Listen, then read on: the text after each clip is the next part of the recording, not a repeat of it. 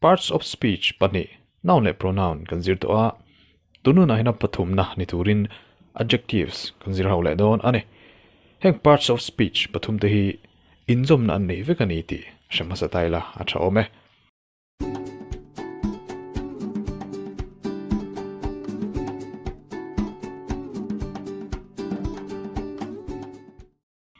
amas saberin adjectives hi engi ani noun chu kan hreto a pronoun chu noun io tu ni ti pokon hreto boka he thil pani noun le pronoun te ni na hrilfia le chong tu hi adjectives chu ni e khati zong han soi mai kha chuan ala chiang thok lo cheu ome kan fia deu zo nan heti hian entina han siam ta ela ani hi emu photo ome aming chu galgadot ani a Wonder Woman ne so taka changtunu kha ane ama atang hian adjectives zir intumang miang ama hian enwang wang taila ama e pa in tu man amel chia anti arinom lo chuwang chuan galgada de hi she is beautiful kan ti theu ngayang she hi pronoun ani a beautiful tak hi adjective chuni anal amel tra kan ti hian galgadati ni na soifia ani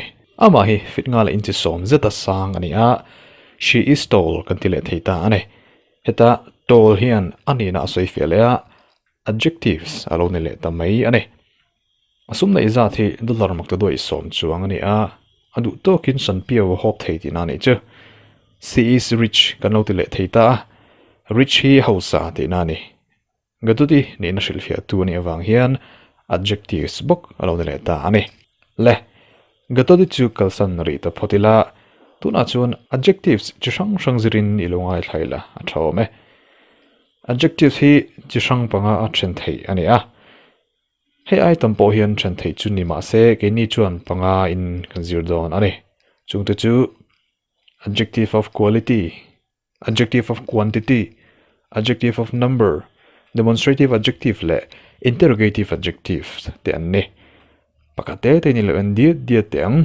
pakatna adjective of quality quality hi chu kan tro ang mai kan man to khopa kan ria thiam tlan ani a azia ani na a thatlo soina ani entina tangin soifia taila Kolkata is a large city te a large tak mai hi adjective ani he is an honest man te apo hian honest hian chumi chu arinom thu asoya adjective thau ane she is very clever dia clever po hian chunu chu afin thu asoya adjective of quality bok ane panina adjective of quantity quantity chu thil tamzong soina ane kan thia rangata na tha chu adjective of quantity hi noun chir thailo uncountable noun nen chu man ane entinai lo pele ila I ate some rice. Heta some hi adjective chuni a. Rice hi uncountable noun a chiar ane. Some ti hian engza da tam ti zona chang ane. He has little intelligence ti apo hian little hi adjective ane a. Intelligence hi noun chir thelo chi ane. He lost all his wealth ti le taila. Chupa chu atlat chevek ti na ane. All hi adjective ni in wealth hi uncountable noun ane adjective of quantity dang te chu any great half whole much enough le dang te pathumna adjectives of number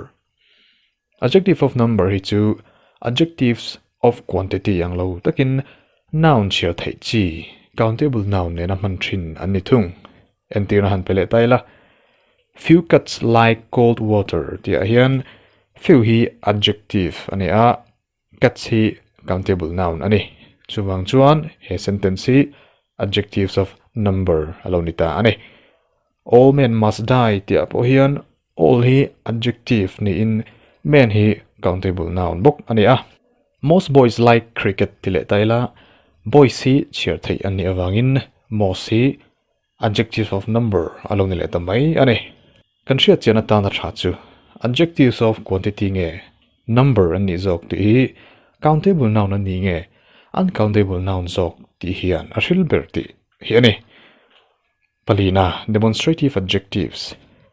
These, that, these, those, such. Tite hi he adjective sa kan man lar zualte. Ania. Enti na pele taila. This boy is stronger than Ricky. That boy is hardworking. These mangoes are sweet. Those people must be punished. Kan huang hian demonstrative adjectives a hi chuan kut zung chalin kan kok fak pa thei ani. Noun emo pronoun emo nen anin zom zel ani ti kan hmubok ome. Pangana interrogatives adjective. Interrogate omzia chu zot ti na mai ani a. He adjectives how chuan zona lam akok ane. What, which le whose te hi noun nen man an nia zona zonan kan manin interrogative adjectives ano ni tamai ane. And tiyuna ta chu what manner of man is he? Eng ang MIZO pu nge ni. Which way shall we go? Khoi lam ang kan kalang. Whose book is this? Ti le dang te. An zawa hian interrogative adjectives te chuan ne. Zona le sai ju kan nei ni chuan comment lama kan soin kan zot don ya.